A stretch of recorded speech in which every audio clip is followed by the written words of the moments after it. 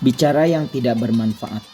Ketahuilah bahwa sebaik-baik sikap adalah menjaga semua ucapan dari segala bahaya yang telah kami sebutkan di atas, seperti gibah, namimah, dusta, berdebat, dan sebagainya. Sebetulnya tidak masalah jika engkau atau muslim lain berbicara hal-hal yang mubah. Namun itu artinya Anda membicarakan hal-hal yang tidak perlu dan tidak penting bagi dirimu sendiri. Artinya engkau menyia-nyiakan waktumu karena memilih pembicaraan yang tidak perlu ketimbang pembicaraan yang baik. Jika waktu berbicaramu itu digunakan untuk berpikir, maka boleh jadi akan dibukakan pintu rahmat darinya untuk sesuatu yang lebih besar manfaatnya. Jika waktumu itu digunakan untuk bertahlil, bertasbih, dan berzikir, niscaya itu akan lebih baik bagimu. Betapa baiknya kalimat zikir yang dapat membangun rumah di surga kelak. Barang siapa yang mendapatkan harta lalu menggantinya dengan sebidang tanah yang tidak berguna, maka sesungguhnya itu sangat merugi. Ini adalah perumpamaan orang yang meninggalkan zikir dan memilih menyibukkan diri dengan hal-hal yang tidak bermanfaat. Meskipun ia tidak berdosa, namun tetap rugi karena tidak mendapatkan keuntungan besar. Sesungguhnya diam seorang mukmin itu untuk berpikir, pandangannya adalah ibroh, dan ucapannya adalah zikir. Bahkan modal utama seorang hamba adalah waktunya. Artinya, jika ia menggunakan waktunya untuk hal-hal yang tidak bermanfaat dan tidak menyisihkan untuk bekal pahala di akhirat, maka ia benar-benar telah menyia-nyiakan modal utamanya tersebut. Oleh karena itu, Rasulullah Shallallahu Alaihi Wasallam bersabda, "Min husni Islamil mar'i tarkuhu mala yakni." Artinya, di antara tanda baiknya Islam seseorang adalah ia meninggalkan sesuatu yang tidak bermanfaat. Barang siapa yang berbicara sesuatu yang tidak bermanfaat, maka ia akan tetap dimintai pertanggungjawaban atas pembicaraannya itu. Jika pembicaraannya itu bukan sesuatu yang mubah, maka surga tidak dapat diperoleh dan pertanggungjawaban dalam hisab itu sendiri sudah termasuk bagian dari azab. Imam Mujahid berkata, aku mendengar dari Ibnu Abbas radhiyallahu bahwa ia berkata, ada 5 perkara yang lebih aku sukai daripada dirham. 1. Jangan mengatakan sesuatu yang tidak bermanfaat bagimu, karena itu termasuk fudul, sia-sia, dan engkau tidak akan luput dari dosanya. 2.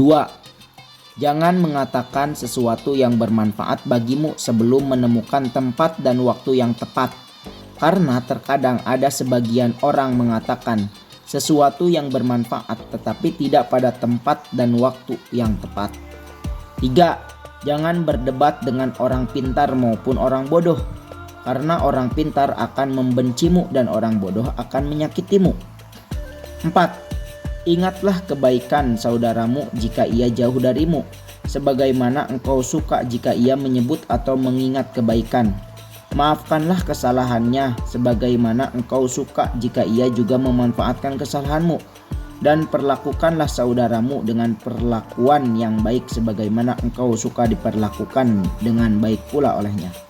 5. Berbuatlah kebajikan seperti orang yang tahu bahwa kebajikannya akan dibalas dengan kebaikan dan penghormatan. Umar bin Khattab radhiyallahu anhu berkata, janganlah engkau melakukan sesuatu yang tidak bermanfaat bagimu. Hindari musuhmu, jauhkan temanmu dari kelompok yang tidak dapat dipercaya, dan tidak ada yang dapat dipercaya kecuali orang yang takut kepada Allah Subhanahu wa ta'ala. Janganlah berteman dengan orang jahat sehingga engkau belajar kejahatan darinya, dan jangan pula engkau ungkap rahasiamu kepadanya. Bermusyawarahlah dengan orang-orang yang takut kepada Allah Subhanahu wa ta'ala dalam segala urusanmu. Batasan ucapan yang tidak bermanfaat adalah ucapan yang jika engkau tidak mengucapkannya, maka tidak berdosa dan tidak menimbulkan bahaya saat itu juga maupun ke depannya. Misalnya, engkau duduk bersama sekelompok orang yang menceritakan tentang perjalananmu maupun hal-hal yang engkau lihat selama perjalananmu. seperti gunung, sungai, kejadian-kejadian selama perjalanan, makanan dan minuman, dan para ulama yang engkau temui selama tersebut. Pembicaraan semacam ini jika tidak diceritakan juga tidak berdosa dan juga tidak berbahaya. Akan tetapi, jika cerita-cerita itu engkau perluas lebih detail meskipun tanpa tambahan ataupun pengurangan, tidak untuk menyombongkan diri karena dengan hal-hal dahsyat yang telah maka engkau sudah termasuk menyia-nyiakan waktu. Dan kalau sudah begitu sulit bagimu untuk selamat dari bahaya-bahaya yang telah kami sebutkan di atas, karena engkau melakukan tanya jawab yang tidak bermanfaat bagi dirimu sendiri. Ini pun kalau tanya jawabnya tidak mengandung unsur bahaya. Namun kebanyakan tanya jawab itu mengandung unsur bahaya. Misalnya, engkau bertanya kepada seseorang tentang ibadahnya, apakah engkau berpuasa? Jika ia menjawab iya, berarti ia menampakkan ibadahnya dan bisa juga terjerumus dalam kategori pamer. Seandainya tidak masuk kategori riya, setidaknya ibadahnya gugur dari catatan rahasia. Artinya, ibadahnya sudah tidak rahasia lagi. Padahal ibadah rahasia itu lebih tinggi beberapa derajat daripada ibadah yang ditampakkan. Kemudian jika ia menjawab tidak, maka ia telah berbohong. Dan jika ia diam saja, maka engkau menganggapnya meremehkanmu dan engkau merasa tersakiti olehnya. Jika ia ingin ngeles dari pertanyaan, maka itu memerlukan kesungguhan dalam memutar otak agar tidak dusta. Jadi dengan mengajukan satu pertanyaan bisa menimbulkan riya, dusta, meremehkan, dan kesulitan dalam mencari alasan yang tepat. Demikian juga dengan pertanyaan-pertanyaan ibadah lainnya. Tidak jauh beda dengan pertanyaan tentang maksiat dan perbuatan-perbuatan yang memalukan. Jika tanya jawab itu berkaitan dengan kejadian yang menimpa orang lain, misalnya Anda bertanya, bagaimana menurutmu? Kenapa bisa seperti itu? Sama halnya di jalan engkau ketemu orang dan bertanya dari mana. Terkadang ia tidak bisa mengatakan dari mana karena mungkin malu dan sebagainya. Kalau ia menjawab tidak jujur, maka ia telah berdusta dan engkaulah yang menjadi sebab kedustaannya. Demikian pula jika engkau bertanya mengenai sesuatu yang engkau sendiri tidak memerlukannya. Sementara orang yang ditanya terkadang sungkan untuk bisa tidak tahu, sehingga ia terpaksa menjawab tanpa perhitungan yang matang.